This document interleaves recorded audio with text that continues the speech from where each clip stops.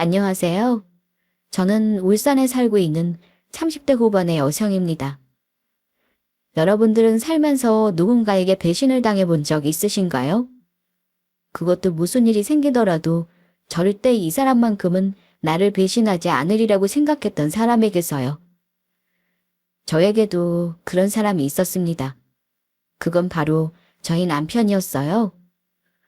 저는 평생을 서로 아끼고 사랑해주겠다고 굳게 약속했던 사람에게서 아주 거하게 뒤통수를 맞아버렸죠. 바보 같게도 뒤통수를 맞던 그 순간까지도 저는 그 어떤 배신의 조짐도 느끼지 못하고 있었습니다. 그리고 저를 더 힘들게 했던 건 남편의 배신뿐만이 아니었어요. 남편만큼이나, 아니 어쩌면 남편보다도 더 저를 아껴주셨던 시어머니까지도 저를 배신하셨거든요. 사랑하는 사람들의 연이은 배신에 저는 한동안 충격으로 몸져 누울 수밖에 없었습니다. 하지만 그 후 있었던 사건들로 인해 이제는 통쾌한 복수를 마치게 되었고요. 이곳에 사연을 보내시는 분들은 대부분 썰TV의 애청자이실 텐데요. 저 역시 그동안 매일 올라오는 사연을 듣기만 하다가 처음으로 용기를 내어서 이렇게 제 사연을 보내봅니다. 제가 남편과 만나게 된 건 지금으로부터 12년 전의 일입니다. 3년 정도 연애를 했던 남편과 9년 전에 결혼을 하게 되었고요. 남편을 처음 만났던 순간은 시간이 그렇게나 오래 지났는데 아직도 제 기억에 생생하게 남아 있었습니다. 처음 봤을 때부터 세상에 어떻게 이렇게 멋있고 착하기까지 한 사람이 다 있나 싶었거든요. 그게 다 제 콩깍지였겠지만요. 그때가 제 나이로 27살이었습니다. 당시 저는 다니던 대학을 휴학해둔 채로 일단 생활비가 급해서 들어갔던 회사를 다니고 있었습니다. 집안 형편이 정말 말도 못하게 어려웠거든요. 친정아버지는 공사장에서 막노동꾼으로 일하셨습니다. 손재주가 좋으셨던 엄마는 동네에서 조그마한 옷수송 가게를 하셨고요. 하루 일당을 벌어 사는 집이었지만 그때까지만 해도 그럭저럭 먹고 살 형편은 되는 편이었습니다. 어릴 때 기억으로 주말이면 아버지와 엄마와 손을 잡고 놀이동산에 놀러 다녔고 어떨 때는 멀리 바닷가로 여행을 다니기도 했었고요. 하지만 행복했던 그 시절은 그렇게 오래 가지 않았습니다. 어느 날 아버지가 공사장에서 사고로 허리를 다치시는 바람에 그 뒤로 전혀 거동을 못하게 되셨거든요. 몇 푼 되지 않지만 알뜰살뜰하게 아껴 저축해두었던 돈은 모두 아버지 병원비로 나갔고 그동안 일을 하지 않아서 제대로 된 수입도 없이 하루하루가 지나갔습니다. 어머니도 아버지 간병을 해야 해서 옷수선 가게를 문 닫아야 했고요. 자고 후유증으로 하루하루를 비관하고 계시던 아버지는 매일같이 소주를 드셨고 엄마와 다투는 날도 잦아졌어요.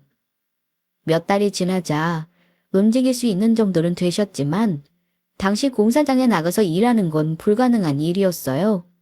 할 수 있는 일이라고는 겨우 골목 어기 슈퍼까지 걸어나가 당신이 필요한 걸 사오시는 정도였죠. 그리고 2년쯤 더 지났을 때 아버지는 돌아가셨습니다. 갑자기 큰 비가 내리기 시작하던 어느 날 술을 드시고 집 앞에 나가셨다가 빗물에 불어난 하천에서 빨리 빠져나오지 못하셨다고 하더라고요. 그때가 제 나이 12살이었습니다. 그 뒤로 엄마는 옷수선 가게를 처분하고 청소 일을 시작하셨습니다. 옷수선으로는 어린 저를 먹여 살리기가 힘들었거든요. 해도 뜨지 않은 어두컴컴한 새벽에 나가 첫차를 타고는 용역회사에서 배정받은 장소에 출근해 청소를 하고 밤늦게나 돌아오는 일이 매일같이 이어졌습니다. 고된 삶의 하루하루 엄마가 늙어가는 모습을 지켜봐야 했죠. 그 와중에도 엄마는 저에게 신신당부하셨습니다. 꼭 대학을 가야 한다고요. 고졸이셨던 아버지나 엄마와 다르게 이 고생을 안 하려면 그 길뿐이니 너는 꼭 대학을 가서 안정적인 회사에 들어가 편하게 돈 벌면서 살라고요. 하지만 엄마의 소원은 절반밖에 들어드릴 수가 없었습니다. 단신이 대학을 들어가기는 했지만 돈이 없어서 아르바이트를 몇 개씩 하느라 휴학과 복학을 거의 학기마다 반복해야 했거든요. 엄마도 이제 나이가 들어서 예전만큼 일을 하시기는 어려웠고요. 제가 돈을 벌어서 생활비도 조금 보태드려야 했어요. 결국 저는 2학기를 남겨둔 채로 휴학을 하고 작은 부품 회사에 들어갔습니다. 월급이 많지는 않았지만 고정급이 나오니 아르바이트를 하는 것에 비해서는 훨씬 상황이 나아졌습니다. 연차가 쌓이다 보니 비록 아주 조금이라도 연봉이 오르기도 했고요. 그리고 그때 만난 게 저희 남편이었어요. 평소에 일을 열심히 하고 싹싹하다며 저를 예쁘게 봐주신 같은 부서 과장님의 소개로 만나게 된 거였어요. 처음에는 직장 상사의 소개가 부담스러워서 거절했지만 친한 동생인데 식사는 한 끼 같이 한다는 생각으로 나가보라는 권유가 반복되어 어쩔 수 없이 나간 자리였죠. 나와주셔서 감사합니다. 이민석입니다. 누나가 저랑 만나보라고 부담스럽게 한 건 아니죠? 아니에요. 사실 제가 누나 SNS에서 우연히 회식 사진을 봤거든요. 너무 마음에 들어서 안 된다는 걸 소개시켜달라고 계속 졸랐습니다. 그런데 인기 많으실 것 같은데 왜 굳이 저를... 그건 제가 드리고 싶은 말씀인데 성격도 엄청 좋으시고 일도 열심히 잘하신다고 누나가 칭찬을 엄청 하더라고요. 그때는 솔직히 말해서 이런 사람이 왜 나를 싶은 생각이 들었습니다. 나이는 저보다 4살이 많기는 했지만 얼굴이 잘생기고 키도 큰 데다 옷 입는 스타일도 좋아서 한눈에 봐도 호감형으로 잘 꾸미는 사람이더라고요. 제가 아니어도 굳이 좋다는 여자가 많을 것 같았는데 왜 저를 만나고 싶어 하는지 이해가 되지 않았죠. 이야기를 나눠보니 배려심도 많고 성격도 쾌활한 타입이었고요. 어쨌거나 그때는 서로가 서로에게 반했던 것 같습니다. 저희는 농담처럼 이런 걸 운명이라고 하는 걸까라는 말을 종종 건네고는 했죠.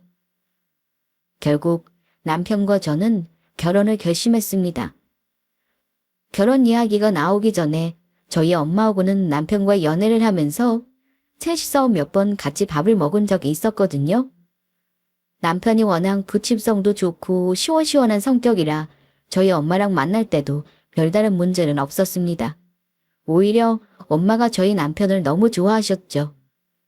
저에게 지금처럼만 잘 대해주고 아껴준다면 더 바랄 게 없으시다면서요. 문제는 예비 시어머님이셨습니다. 예비 시어머니는 고등학교 교장을 지내고 퇴직을 하신 분이셨어요. 결혼 전에 2번 만나 뵈었지만 사실 어떤 분이신지 감이 잘 잡히지 않았죠. 예비 시아버지가 처음 뵈었을 때부터 활짝 웃으며 저를 반겨주셨던 것과는 사뭇 다른 분위기라 더 대조적이었죠. 나 궁금한 게 있는데 혹시 어머님이 나를 별로 마음에 안 들어 하시는 거 아니야?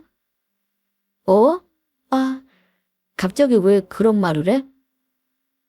사실은 그게 몇 번 뵐 때마다 나를 좋아하는 것 같지는 않으셔서 말이야. 아니야. 우리 어머니는 나한테도 어릴 때부터 그러셨어. 자식한테도 워낙 엄격하신 분이셔서 그래. 속으로는 제인이 너 엄청 마음에 드셨을걸?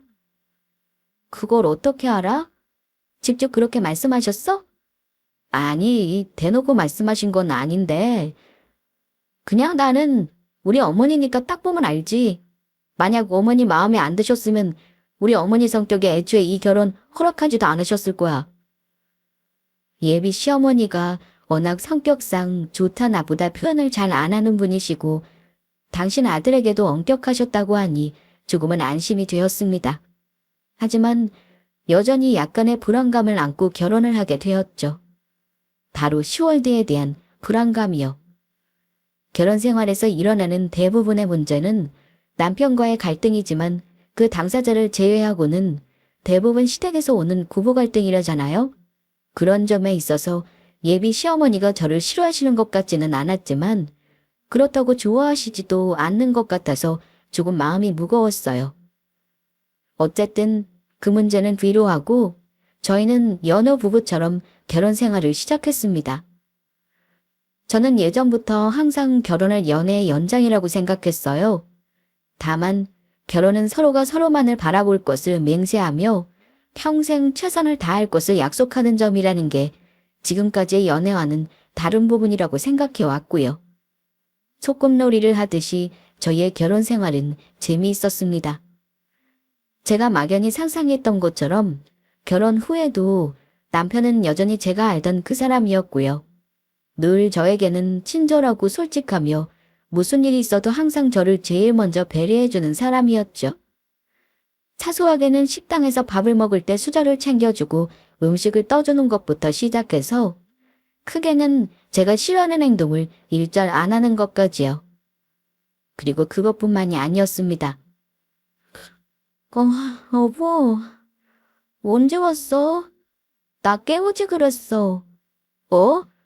왜 벌써 일어났어? 나는 당신 피곤할 텐데 조금이라도 더 자라고 그랬지. 미안해. 잠깐만 눈 붙인다는 게 몇 시간을 자버렸네. 지금 밥하면 금방 해. 잠시만 기다려봐. 아니야, 나 라면 거의 다 먹었어. 내 밥은 됐으니까 오늘은 내가 여왕님 모시는 날로 하자. 당신 소파에 누워서 TV 좀 보고 있어? 내가 저녁 차려줄게. 제가 신혼집과 직장이 더 가까워서 평소에 남편보다는 제 퇴근이 한두 시간쯤 더 빠른 편이었거든요. 그래서 퇴근하고 오면 저녁은 거의 제가 담당하는 편이었습니다. 너무 일찍 차려두면 음식이 식으니까 남편 퇴근 시간쯤 맞춰서 조금 쉬다가 음식을 차리고는 했어요. 그런데 너무 피곤해서 10분만 눈을 붙인다는 게 그만 깜빡 잠이 들어버리는 일이 종종 있었고요. 제가 일단 잠이 들면 누가 와서 어부가도 모를 정도로 깊게 잠이 들고는 했거든요. 남편이 오는 것도 몰랐죠. 그럴 때마다 남편은 저를 깨우기보다는 부엌에서 조용히 라면을 끓여서 먹고는 제가 일어날 때쯤 청소까지 싹 해두고 기다리고는 했습니다. 제가 일어나면 이렇게 본인이 제 저녁을 차려주든지 제가 먹고 싶다는 음식을 나가서 포장해 오든지 하면서요. 제가 이런 말을 할 때면 친구들은 돌아가면서 한마디씩 던지고는 했습니다. 야, 유재희, 너 그거 아직은 모르는 거다? 남편이 지금은 세상에 너밖에 없는 것처럼 잘하는 것 같아도 딱 3년만 더 지나봐라. 밥 차리라고 너한테 아주 아우성일걸. 3년이나 가면 다행이지. 우리 남편이 딱 1년 가더라. 걔도 연애할 때는 나한테 엄청 잘했던 거 알지? 세상 사랑꾼이었다니까? 그래 맞아. 얘 남편 연애할 때 죽으라면 아주 죽는 신용까지 하는 사람이었잖아. 그 죽는 신용까지 하는 남편이 어디 가서 진짜 죽은 모양이야. 일단 지금 나랑 같이 살고 있는 남자는 아니거든. 하지만 남들이 뭐라고 하든 저는 행복하면 상관없었습니다. 남편과의 결혼 생활에 행복하니 세상이 온통 다 핑크빛이기만 했고요. 남편이 저에게 잘하니 저도 남편에게 최선을 다해서 잘해주고 싶었고 그러려고 노력했고요. 그리고 남편이 예쁘니 시어머니께도 잘해드리고 싶었습니다. 당연한 일이었죠. 그리고 저희 부부에게 남들과 조금 다른 점이 있다면 그건 바로 집에 같이 모시고 살고 있는 시어머니가 계신다는 점입니다. 처음부터 시어머니와 함께 살았던 건 아니었어요. 원래 남편은 대학을 졸업한 이후부터 본가에서 나와 자취를 하며 시부모님과는 따로 살았다고 합니다. 제가 남편과 연애와 결혼을 하던 당시에도 마찬가지였고요. 결혼을 한 지 2년쯤 지났을 무렵 시아버지는 폐렴과 기타 후유증이 겹쳐서 돌아가시게 되었습니다. 그 뒤로는 시어머니 혼자서 지내고 계셨고요. 혼자 계시는 시어머니가 조금 마음에 걸리기는 했지만 조금 더 자주 찾아와 뵙기로 했고요. 사실 시어머니가 집안일을 잘하시는 편은 아니셨거든요. 특히 요리에는 정말 서투셨고요. 평생 직장을 다니시면서 바쁘게 일만 하셨으니 당연히 그럴 만도 하다 싶었죠. 원래 시아버지가 살아계시던 옛날부터도 시댁 식구들이 집에서 밥을 먹는 경우는 드물었다고 합니다. 식구들은 아침은 거의 안 먹는 편이었고요. 시아버지는 사업을 하셔서 저녁까지 드시고 오는 경우가 대부분이었다고 했고요. 원래 밥도 같이 먹는 사람이 있어야 더 맛있고 더 열심히 차리게 되는 편이잖아요. 사실 시어머니 혼자서 식사를 할 때면 대충 차려 드시거나 아니면 밖에 나가서 사 드시고 오고는 했다고 합니다. 솔직히 제가 생각해도 요리는 제가 훨씬 낫다 싶을 정도였죠. 시아버지가 돌아가시고 나서 한 달쯤 지나서인가 시댁을 방문했는데 마침 시어머니가 식사를 하고 계시더라고요. 닭과 김치 그리고 나물 반찬 한 가지만 놓고 식사를 하고 계시더라고요. 물을 꺼낸다고 냉장고 문을 열어보고는 더 깜짝 놀랐습니다. 냉장고가 텅텅 비어 있었거든요. 남편이 자취를 하고 있을 때에도 이 정도는 아니었는데 싶을 정도였어요. 지금 꺼내 드시는 나물 반찬도 모양을 보니 거의 상하기 일보 직전이었고요. 제가 너무 놀란 눈을 하고 있으니 시어머니는 조금 민망하셨는지 귀찮아서 그냥 있는 걸로 대충 먹었다고 하시더라고요. 마침 시장에 꼭 갈 생각이었다고 하시면서요. 아무래도 도저히 안 되겠다 싶었죠. 저는 원래 주말을 이용해서 일주일치 먹을 밑반찬을 미리 해두고 국거리도 손질을 해두었다가 그날 끓이는 편이었거든요. 그날부터 시장을 볼 때 조금 넉넉하게 재료를 사서 시어머니 것까지 함께 만들고는 했습니다. 매주 가져다 드리지는 못해도 적어도 2주에 한 번씩은 꼬박꼬박 남편을 시켜서 밑반찬을 보내드리고는 했어요. 김치도 원래는 사 먹는 편이었는데 조금씩 직접 담아서 바로바로 갖다 드리고는 했고요. 아가, 일하느라 힘들 텐데 나한테까지 이런 거 챙겨서 보낼 필요 없다. 어머님, 반찬은 입에 맞으셨어요? 저 하나도 안 힘들어요. 어차피 원래 하는 음식인데 1인분 더 만들어서 통에 덜어드리는 것뿐인데요, 뭐. 원래 하던 음식이라도 따로 챙기려면 얼마나 귀찮은 일이니. 안 보내도 된대도. 제가 제일 좋아하고 잘하는 게 음식하는 일인데요. 그런 건 신경 쓰지 마시고 어머님 언제든지 드시고 싶은 반찬 있으면 말씀하세요. 제가 주말에 만들어서 구이통해서 보내드릴게요. 고맙다 정말. 네 덕에 집밥 맛있게 잘 먹고 있구나. 그게 제가 결혼한 지 2년 만에 시어머니께 들었던 첫 칭찬이었습니다. 전화를 끊고 나서도 제가 지금 들은 게 맞는지 어안이 벙벙하더라고요. 워낙 그런 칭찬을 잘 못하시는 분이라 그 말만 말끝에 하고 얼른 전화를 끊으셨지만 저는 날아갈 듯이 기뻤습니다. 드디어 시어머니께 인정을 받은 기분이었어요. 혼자 부실하게 드시는 밥이 마음에 걸려서 그런 거지 꼭 칭찬을 듣고 싶어서 한 일도 아니었지만요. 그날 제가 싱글벙글 하는 걸 보고 남편이 어이가 없어서 그렇게 좋냐고 되물을 정도였죠. 아무튼 그 일을 계기로 시어머니와 저의 사이는 급속도로 친해지기 시작했습니다. 시어머니는 처음 마음을 열기까지가 조금 오래 걸리는 분이셨을 뿐이지 원래 무뚝뚝하고 쌀쌀맞은 분은 전혀 아니셨어요. 나중에는 어디를 놀러가면 꼭 제 손을 붙잡고 다니셨고 저도 친정엄마처럼 시어머니 팔짱을 끼고 다닐 정도였어요. 어머, 오늘 따님이랑 같이 오셨나 보네요? 아, 저는 딸이 아니고 맞아요. 여기 새로 생겼는데 우리 딸이 커피를 워낙 좋아해서 같이 왔어요. 근처에 새로 생기는 맛집이나 카페는 꼭 저를 불러서 함께 가자고 하셨고 오히려 저에게 너무 잘해주셔서 주위 사람들이 친딸이냐고 물을 정도였죠. 제가 손사래를 치기도 전에 시어머니가 먼저 우리 딸이라고 하시고는 했습니다. 나중에는 저도 처음 가는 가게에서는 저희 엄마랑 왔다며 너스레를 떨고는 했고요. 친정엄마에게 안부 전화를 드리는 것처럼 시어머니께도 자주 연락을 드리는 건 기본이었습니다. 어릴 때 잃은 아버지 대신에 저에게는 2명의 엄마가 생긴 것만 같은 기분이었어요. 그러던 어느 날이었습니다. 하루는 시어머니가 남편이 없을 때 밖에서 저를 부르시더니 제 눈앞으로 통장을 내미셨어요. 어머님, 이게 뭐예요? 예전에 민석이한테 들었는데 너 돈 없어서 학교를 다니다가 말았다면서? 아, 네. 그때는 돈이 너무 급해서 바로 취직을 했거든요. 요즘 학비가 얼마 하는지는 잘 몰라서 대충 친구 아들들한테 물어서 학비 넣었다. 회사는 잠깐 쉬거나 관두고 너 학교 졸업하라고. 민석이도 돈 벌고 있는데 잠깐 그 돈 안 번다고 부담 가질 필요 없어. 이럴 때 남편 찬스 쓰는 거지.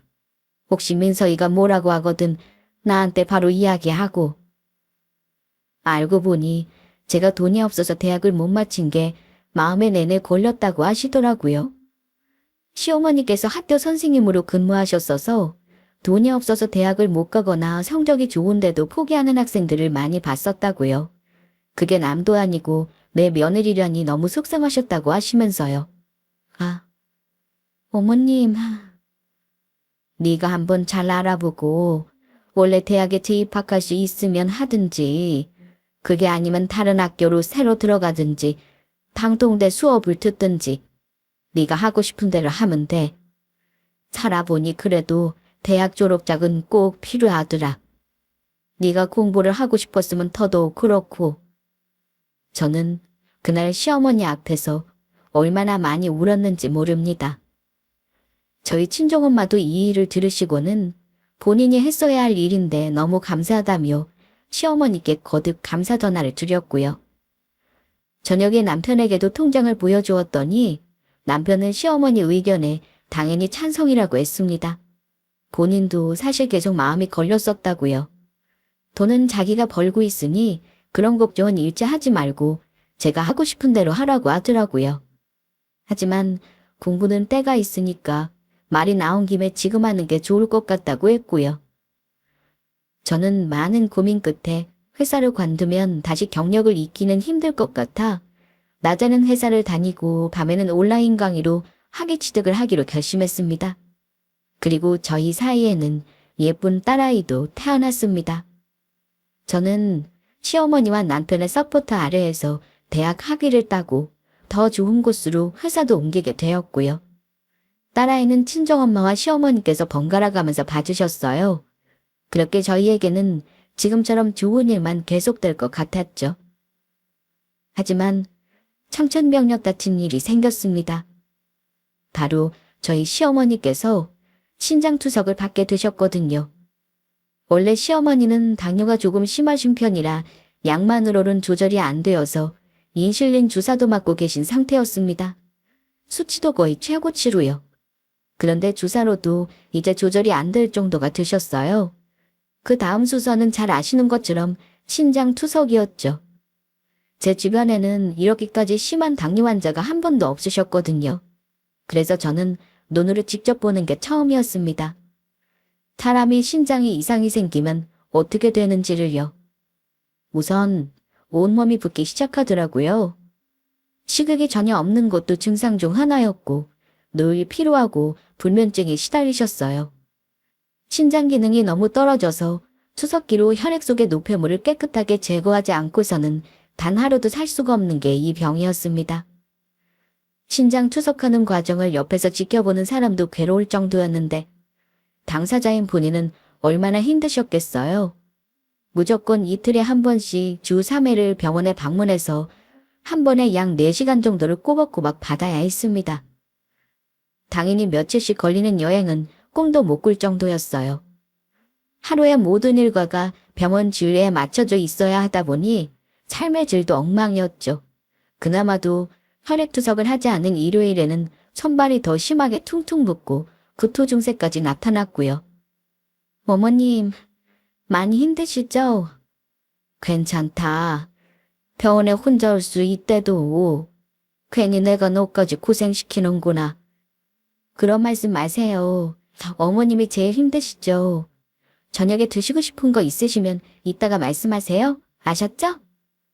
처음에는 남편과 제가 번갈아 가면서 차로 시어머니를 병원에 모시고 가고 모시고 오고 했습니다. 그런데 모시고 가는 게 문제가 아니라 일단 한 번 가면 투석하는 동안 4시간을 넘게 그곳에 머물러야 해서 시간이 많이 소요되는 게 문제였습니다. 처음에야 몇 번 반차를 내고 했지만 매번 그럴 수도 없는 노릇이었고요. 시어머니가 다니고 계신 병원이 시어머니 집에서는 좀 멀기도 했어요. 나중에는 결국 보호자 없이 평일에는 시어머니 혼자 병원을 다니셨고 토요일 하루는 대부분 저나 가끔씩 남편이 번갈아 가면서 시어머니를 모시고 다녀오고는 했습니다. 저희 둘 다 맞벌이를 하니 어쩔 수가 없더라고요. 딸아이는 당연히 친정어머니께 거의 전담해서 맡기게 되었고요. 하지만 마음은 여전히 놓이지 않았습니다. 갈수록 얼굴은 수척한데 몸은 퉁퉁 부어가는 모습도 마음이 아팠고요. 그렇지 않아도 입이 짧으신데 요즘은 식욕도 없고 기운도 없으셔서 밥도 잘 안 챙겨 드시는 것 같더라고요. 제가 보내드린 반찬도 그대로 있었고요. 거동도 불편해서 운동도 귀찮아 하시는 모양이었고요. 무엇보다 식단이 중요해서 싱겁고 몸에 좋은 음식만 잘 챙겨 드셔야 하는데 그러고 계신지 일일이 확인할 수도 없어서 불안하더라고요. 그렇게 시어머니가 신장투석을 시작하고 반년쯤 지났을 무렵 저는 남편에게 시어머니를 모시고 살자고 말을 했습니다. 제 말에 남편은 처음에는 너무 놀랐고 한편으로는 기뻐했지만 괜찮겠냐고 거듭 제게 물어왔습니다. 시어머니도 같이 살자는 제 말에 절대 싫다며 고개를 저으셨고요. 너 고생시킬 생각 없다. 지금도 충분한데. 제가 너무 마음이 안 놓여서 안 되겠어요. 저희 집 근처에 있는 병원이 시설도 더 괜찮고 대기 시간도 짧잖아요. 저희도 왔다 갔다 하느라 시간 안 버려도 되고. 같이 사시는 게 저희가 덜 고생하는 길이라니까요. 말도 안 되는 소리 하지 마라. 병원은 나 혼자 다니면 되고. 안 그래도 늙으니 할 일도 없는데 병원에서 대기하는 게 뭐가 오래 걸린다고. 같이 사는 게 더 고생하는 길이야. 지금이야 좋아도 시간 지나봐라. 자기 부모 평간호도 하기 힘든 게 자식이다. 어머님, 제가 더 편하려고 하는 거라니까요. 어머님이 집에 계시면 우리 유나 어린이집 다녀오는 것도 봐주시고 밥도 챙겨 먹이실 거고 제가 더 이득이죠. 같이 살아요, 어머님. 네? 저는 하다하다 이제 시어머니가 제일 아끼는 저희 딸아이까지 동원해서 설득을 했습니다. 그렇게 거의 2주간의 끈질긴 설득 끝에 결국 두 손 두 발 다 드신 시어머니가 저희와 함께 사시게 되었고요. 친정엄마는 나중에 힘들다고 모시고 살다가 억울한 소리 할 거면 처음부터 시작도 말라고 하셨지만 저는 자신이 있었습니다. 물론 쉽지 않았죠. 당연히 힘들 테고요. 하지만 아픈 시어머니를 외면하면 나중에 돌아가시기라도 했을 때 몸은 편할지 몰라도 마음이 너무 불편할 것 같았습니다. 그렇게 저희의 동거가 시작되었어요. 어머님, 또 제가 만들어드린 거 안 드시고 밖에서 사드셨죠? 아이고 놀래라. 아우, 간 떨어질 뻔했네. 유나가 너무 먹고 싶다고 해서 같이 나간 거야. 나는 조금밖에 안 먹었다. 진짜야. 유나 너 엄마가 할머니 아프시니까 자꾸 나가서 뭐 먹자고 하지 말라고 했지? 애한테 뭐라고 하지 마라. 애가 뭘 한다고 그러니. 아유, 눈치가 보여서 뭘 먹지를 못하겠네. 바깥 음식 자꾸 드시면 안 된다니까요. 그리고 옷 입고 나오세요, 어머님. 저랑 운동 가셔야죠. 오늘은 좀 쉬면 안 될까? 다리가 너무 아픈데. 안 돼요. 요 아래까지 제가 업고 갈게요. 빨리 나오세요. 저는 투덜거리는 시어머니를 모시고 퇴근 후 매일같이 운동을 다녔습니다. 다리가 너무 부어서 힘든 운동을 하는 것도 아니었고 간신히 규칙적으로 걷기 운동을 하는 정도였지만요. 덕분에 저도 귀찮다고 핑계를 대던 운동을 같이 나가게 되어서 일석이조였어요. 시어머니는 아주 이 나이에 며느리한테 역으로 시집살이를 살고 있다며 타박을 하셨지만 저는 알고 있었어요. 그게 다 저한테 너무 고마워서 하는 사랑의 표현이라는 것을요. 주말에는 시어머니 같은 신장투석 환자들에게 좋다는 건강식과 영양식을 연구해서 만들어 보기도 했고 물 좋고 공기 좋은 곳으로 드라이브 겸 모시고 나가서 바람도 쐬고 기분 전환도 시켜드렸고요. 남편은 일하느라 바빠 저랑 다니시거나 저희 친정엄마까지 껴서 셋이서 나가기도 했거든요. 덕분에 사돈 두 분이서 친구처럼 사이가 더 좋아지셨죠. 처음 시집 왔을 때 시어머니가 불편하고 어렵기만 했던 지난 2년간의 시간들이 지금 생각해보면 아득한 꿈처럼 여겨질 정도였어요. 그때를 생각하면 그저 웃음만 나왔죠. 그때 저한테 왜 그러셨냐고 장난처럼 여쭤봤더니 시어머니는 얼굴이 빨개지셔서는 그런 적 없다고 네가 오해한 거라고 말씀을 돌리시더라고요. 친구들은 아주 이 시대에 효분했다면서 힘들지 않냐는 말을 하고는 했지만 저는 괜찮았습니다. 그저 시어머니가 조금이라도 더 건강해지셔서 하루라도 더 오래 사셨으면 하는 바람뿐이었어요. 사랑하는 남편도 있고 아이도 여전히 잘 크고 있고 지금도 충분히 행복하다 싶었고요. 하지만 운명의 장난일까요? 아무것도 모른 채 그런 꿈을 꾸고 있는 저에게 생각지도 못했던 끔찍한 불행이 닥쳐오고 있었습니다. 그건 바로 남편의 바람이었습니다. 남편은 원래도 바쁜 사람이었어요. 신혼 초부터 그랬던 건 아니지만 하고 있던 개인 사업이 자리를 잡고 확정되어 가면서 바빠지기 시작했죠. 아마 2년 전쯤부터 그런 조짐을 보였던 것 같습니다. 원래는 주말에 시어머니와 딸아이와 함께 넷이서 가까운 근교라도 나가서 드라이브를 하고 차 한 잔 마시고 돌아오는 게 저희 식구가 늘 해오던 일과였어요. 하지만 어느 순간부터인지 바쁘고 일이 많거나 거래처 미팅이 있다는 핑계로 주말에도 일하러 나가기 일쑤였습니다. 여보, 이번 토요일에 고모님 댁 결혼식이라고 했잖아. 당신 갈 수 있는 거지? 나 그날 출장이라 못 갈 것 같은데. 다음 날까지 출장이라고? 금요일에 간다면서 당일에 뭐다. 아무래도 일을 보고 거기서 1박 하고 와야 할 것 같아. 밤길 운전도 요즘은 너무 피곤하고. 미안하지만 당신이 어머님 모시고 좀 다녀와. 시고모님 댁의 큰아들, 즉 남편의 사촌동생 결혼식에도 불참할 정도로 바빠졌으니 말 다 했죠. 평일에는 저녁 늦게나 들어와서 밥도 안 먹고 피곤하다며 잠자기 바빴고요. 부부 사이의 대화 시간은 점점 줄어갔습니다. 가끔씩 유나의 일로 남편과 의논을 하려고 해도 제가 늘 보고 있는 건 피곤하다는 말과 잠든 뒷모습 뿐이었고요. 저는 그저 안쓰러웠습니다. 남편이 이상하다는 생각을 하지도 못했고요. 다른 사람은 몰라도 우리 남편은 그럴 리가 없는 사람이라는 생각이 제일 컸던 것 같습니다. 남들은 달라진 태도에 바람부터 의심한다는데 내 남편만은 그럴 리가 없다고 믿은 거죠. 이 세상에 그럴 리가 없는 사람은 아무도 없다는 걸 저는 그때는 미처 몰랐던 거죠. 나중에는 시어머니도 몇 번 타박을 하셨습니다. 와이프랑 유나도 챙기고 집에 일찍 좀 다니라고요. 하지만 남편은 대답만 내내 할 뿐 그때뿐이었습니다. 그리고 그 낯선 행동들이 사실은 전부 다 상간녀와의 바람 때문이라는 걸 알게 된 건 한참 뒤였습니다. 이미 한참을 늦어버린 뒤였다는 거죠. 남편이 빨래통에 벗어넣은 옷들을 챙겨서 세탁기에 집어넣으려고 분류를 하고 있던 때였습니다.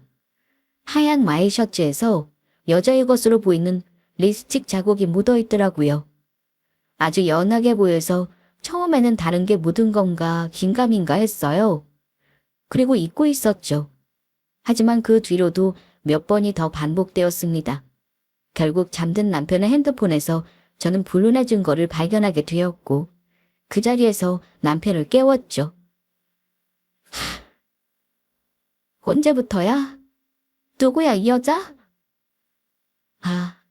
그냥 일하다 보니 거래처에서 어떻게 알게 된 여자야. 별거 안 했어.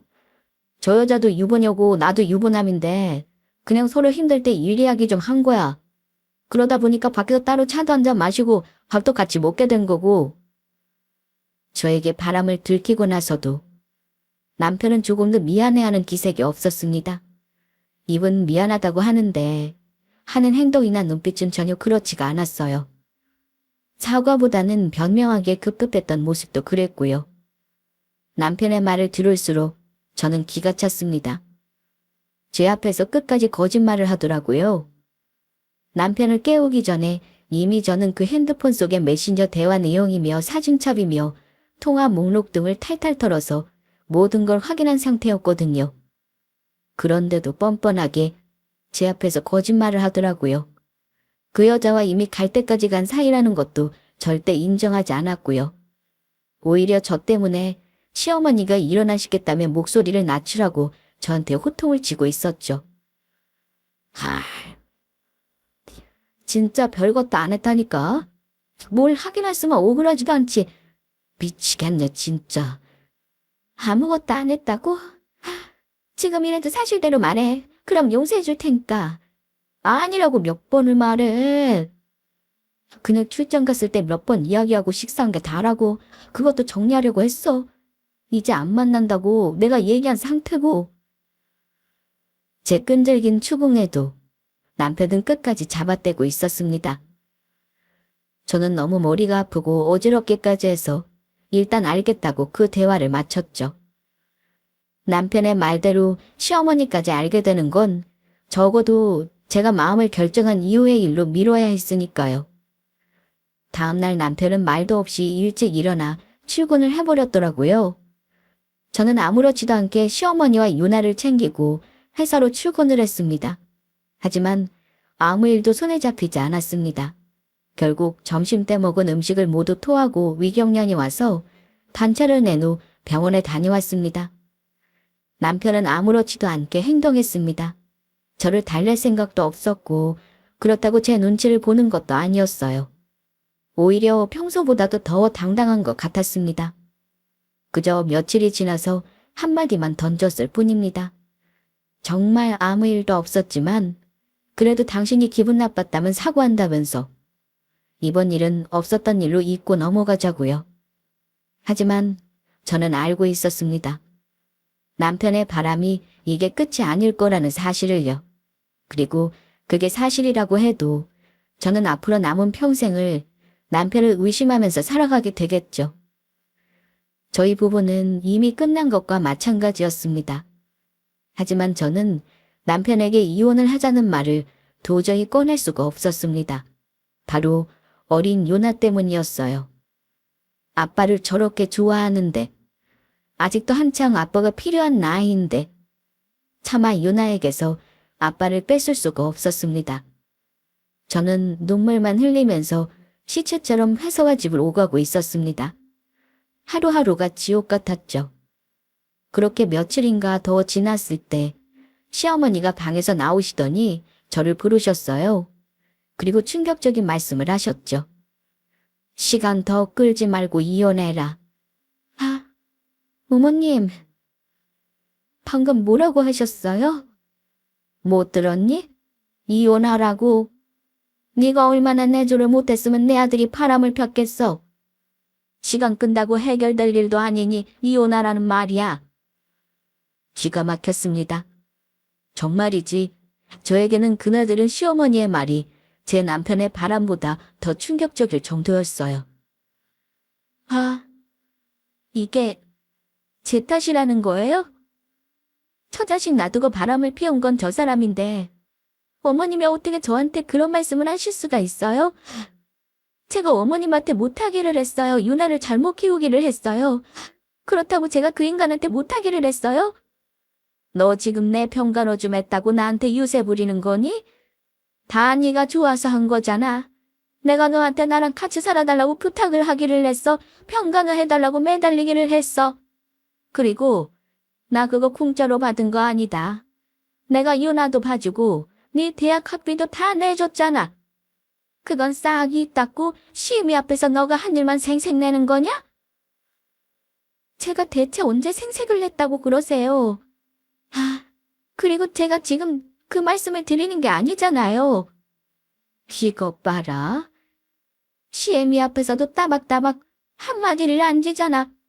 그러니까 네 신랑도 지긋지긋해서 딴 생각이 났겠지? 오죽했으면 처자식 놔두고 바람을 피웠겠냐고. 저는 너무 기가 막히고 어이가 없어서 눈물도 나지 않았습니다. 사람이 너무 충격적인 말을 들으면 그렇게 되더라고요. 내 딸 하시면서 저를 찾으실 때는 언제고 평소에는 저렇게 저를 좋아하던 시어머니가 저렇게 한순간에 다른 사람이 되어버린 게 믿기지가 않았습니다. 남편만 미쳐버린 줄 알았는데 시어머니까지 정상이 아닌 것 같았어요. 도대체 저에게 왜 이런 일이 일어난 건지 도저히 이해가 되지 않았었죠. 이렇게 되어버렸으니 결말은 뻔했습니다. 이혼을 하라고 난리를 치는 시어머니에 바람을 피우고도 제대로 된 사과도 없이 어물쩍 넘어가려는 남편까지. 딸이고 뭐고 더 참고 산다면 제가 등신이나 마찬가지였죠. 그날 집으로 돌아온 남편에게 이혼하자는 말을 꺼냈습니다.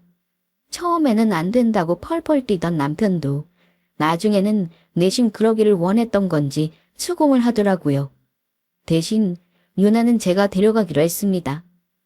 하지만 위자료와 재산분할 문제로 합의가 되지 않아서 결국 소송까지 가야 하기는 했습니다. 이혼 소송과 동시에 그 여자에게도 상간녀 소송을 걸었고요. 제가 이긴 건 당연한 일이었죠. 위자료와 친권, 양육권, 재산분할까지 모두 받아낸 뒤에 저는 유나를 데리고 친정엄마와 함께 살기 시작했습니다. 소송에서 모두 이기기는 했지만 저에게 남은 건 분노뿐이었습니다. 처자식을 버리고 바람을 피웠음에도 위자료도 달랑 몇천만 원 수준이더라고요. 재산분할도 기여분을 따지는 것이니 결국에는 제가 맞벌이한 금액을 받는 것과 똑같았고요. 겨우 이걸 받으려고 그 소송을 했나 싶었습니다. 이 쓰레기 때문에 제 인생은 이미 지옥 속으로 떨어졌는데요. 정작 지옥에 떨어져야 할 그 인간은 아마도 후련하게 혼자 잘 살고 있을 테고요. 친정엄마는 저를 보면서 날이면 날마다 욕을 해대셨어요. 물론 남편과 시어머니 욕이었죠. 미친 집구석 아니냐고요. 나중에는 그마저도 간두셨어요. 욕을 해도 어차피 달라지는 건 없었고 정작 들어야 할 사람들은 멀리 있었으니까요. 저는 그저 유나와 함께 남은 삶을 어떻게든 잘 살아가야겠다는 생각뿐이었습니다. 지금은 그저 사정이 생겨서 따로 떨어져서 살아야 한다고만 말했는데 나중에는 어떻게 설명을 해야 할지 막막했습니다. 아직도 유나는 아빠와 할머니가 보고 싶다고 칭얼거리다 잠들기 일쑤였거든요. 그렇게 무슨 정신으로 매일을 살고 있는지도 모르던 시간들이 흘렀습니다. 이혼 소송이 끝난 지도 벌써 몇 달이 흘렀고요. 이제는 조금 진정이 되었고 마음의 평화도 많이 되찾았습니다. 유나도 새 학교에 적응하며 예전처럼 남편을 찾지 않았고요. 그리고 그때 더 이상 만날 일이 없을 거라고 생각했던 사람이 제 눈앞에 나타났습니다. 저희 시어머니였어요. 미친 인간, 무슨 날 때문에 여기까지 찾아와? 당장 안 꺼져. 저희 친정엄마는 시어머니를 보자마자 소금을 뿌리며 소리를 질러댔어요. 시어머니는 그저 할 말이 있어서 찾아왔다며 잠깐이면 된다고 하시더라고요. 저희가 헤어질 때보다 훨씬 더 몸이 더 안 좋아 보였습니다. 생각만 해도 치를 떨 정도로 미운 사람이었지만 미운 정도 정인지 그래도 시어머니가 그런 모습으로 나타난 걸 보니 또 마음이 좋지 않더라고요. 무슨 일이세요? 저는 할 말 없는데요. 나도 너한테 무슨 할 말이 있겠니? 이거 주려고 왔다. 시어머니가 내민 건 서류 봉투였어요. 의아해하며 열어보니 통장과 계약서 몇 장이 들어있었습니다. 이게 뭐냐고 묻기도 전에 시어머니가 입을 열었습니다. 그때는 미안했다. 내가 너한테 모질게 굴지 않았으면 네 성격상 이혼은 생각도 안 했을 것 같아서 그랬어. 요나도 있고 너는 마음도 여린데 민석이 그놈이 뭉개고 있으면 혹시나 하면서 덮고 살았겠지. 그게 무슨 말씀이세요? 내가 너를 모르겠니?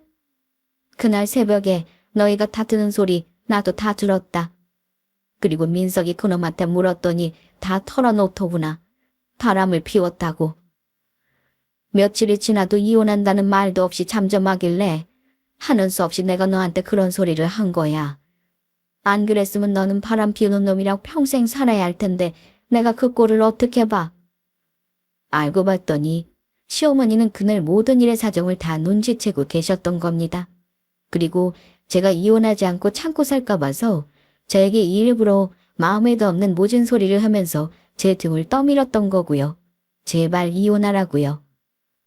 시어머니가 내민 건 본인이 가지고 있던 땅과 아파트 명의였습니다. 시어머니에게는 시댁 말고도 아파트 한 채가 더 있었거든요. 남편이 사업한다고 눈독 들이면서 팔아달라고 해도 절대 안 된다고 하셨던 바로 그 집이었죠. 이걸로 그놈이 저지른 일에 받은 네 상처가 보상이 되겠느냐마는 내가 해줄 수 있는 게 이것밖에 없구나. 미안하다 아가. 저는 그제서야 모든 걸 알게 되었습니다. 그리고 시어머니 앞에서 한참을 오열했어요. 고맙고 죄송한 마음에 어쩔 줄을 모르겠더라고요. 시어머니는 교육자라면서 정작 내 자식은 제대로 교육하지 못했다며 다 자기 죄라고 오히려 본인이 미안하다고 거듭 사과하셨죠. 제가 그래도 이 돈을 받을 수는 없다며 돌려드리겠다고 했지만 시어머니는 자기는 모르는 일이니 이제 네가 갖든 버리든 알아서 하라며 그 자리를 떠나셨어요. 그리고 그건 유나를 위해서도 주는 돈이기도 하다고 하셨고요. 나중에 그 사정을 알게 된 남편이 저에게 달려와서 개거품을 물기도 했습니다. 어머니를 어떻게 꼬신 거냐며 자기 돈이니 당장 내놓으라고요. 뜻까지 반성이라고는 찾아볼 수가 없었죠. 언젠가 했던 제 친구 말대로 제가 사랑했던 사람은 이미 죽어버렸더라고요. 당연히 그 돈은 돌려주지 않았습니다. 이미 제 명의로 다 바뀐 뒤라 법적으로도 본인이 주장할 것도 없었고요. 남편이 돈을 내놓으라고 이 난리를 치는 데에는 다른 이유도 있었습니다. 바로 상간녀에게 사기를 당해서 돈을 뜯겼거든요. 그것도 수억 원이나 대출까지 받아서 그 여자에게 홀랑 줘버렸다고 하더라고요. 사기를 당한 걸 알고 그 상간녀 집에 찾아갔을 때에는 이미 상간녀는 어디를 은가 도망을 치고 없었다고 합니다. 상간녀 소송을 당한 뒤로 본인의 남편과도 이혼했고 아마도 그 돈을 갖고 해외로 잠적한 것 같다고 하더라고요. 자업자득이었죠. 통쾌한 복수를 하기는 했지만 이걸 시원하다고 해야 할지 행복하다고 해야 할지 이 일이 애초에 없었으면 더 좋았겠지만 이미 늦어버렸죠. 하지만 저는 유나를 잘 키우는 일에만 집중하려고 합니다. 여기서 슬픔에 잠겨 좌절하고만 있기에는 남은 인생이 너무 길었거든요. 여기까지 들어주셔서 감사합니다.